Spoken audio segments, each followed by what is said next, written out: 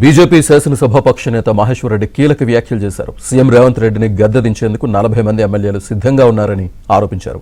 10 సంవత్సరాలు సీఎంగా ఉంటారని రేవంత్ కలలు కంటున్నారని, ఆయన పరిస్థితి మాత్రం దినదిన గండంగా ఉందని అన్నారు. 60% పైగా సీట్లు గెలుచుకుంటే వెంటనే జెడ్పీటీసీ, ఎంపీటీసీ ఎన్నికలు పెట్టాలని ఆయన ముఖ్యమంత్రికి సవాల్ విసిరారు.